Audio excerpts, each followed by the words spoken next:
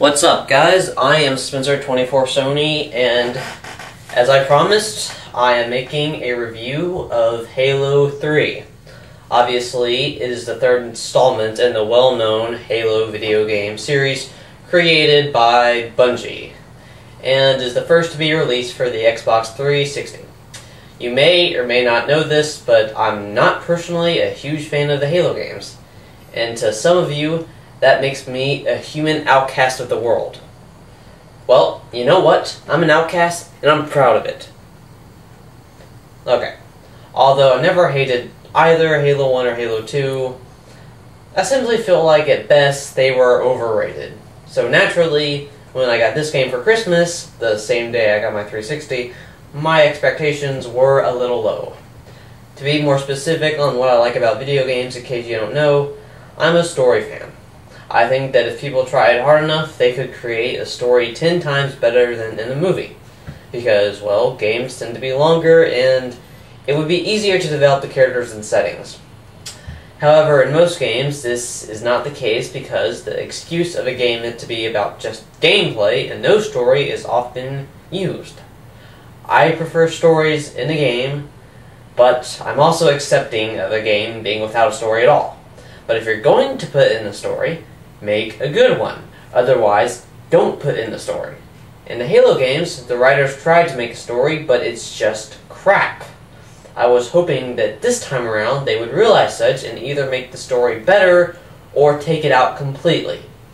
Anyway, yeah, it's definitely an improvement over the previous two games in the series. In Halo, the levels were pretty repetitive to the point to where your sanity was at risk if you played for too long. In Halo 2, each of the levels usually were different and decent to look at, but after a while, you lose interest in the environments. In Halo 3, neither of the flaws exist. The levels constantly change and bring new, better things to observe each time. The story still manages to be hopelessly disjointed and pointlessly told without actual care for the characters that constantly spew robot-like dialogue that's less entertaining than watching Jaws 3. However, for its benefit, I'll admit that it looked like the writers actually tried this time, as throughout the game they kinda set up this plot about Cortana having feelings for the Master Chief. However, at the end of the game, this doesn't actually go anywhere, but hey, you know what? At least they tried. The ending is actually pretty good, with Master Chief going into cryogenic sleep, just like the very beginning of Halo, like the original Halo, where he just wakes up. I just thought that was kind of cool.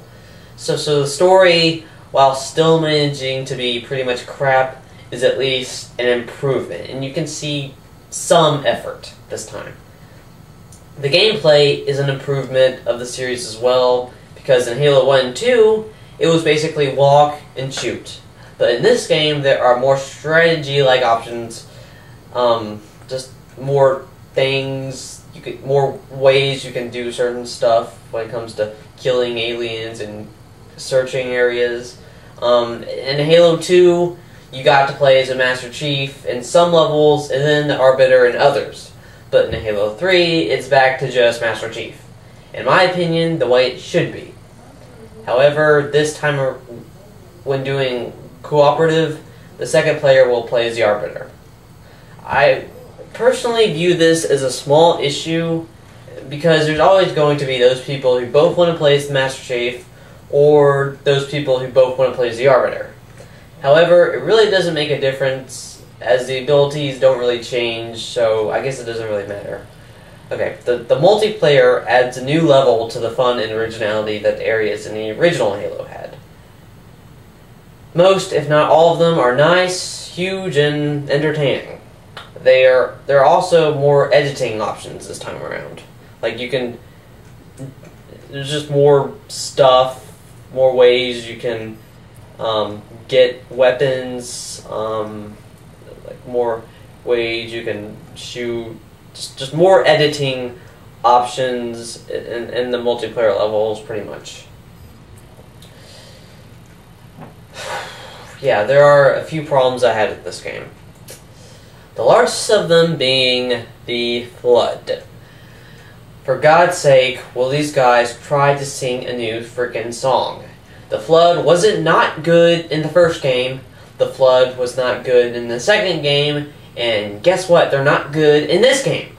The difference between the Covenant and the Flood is that the Covenant always changes in the games and levels, bringing new challenges.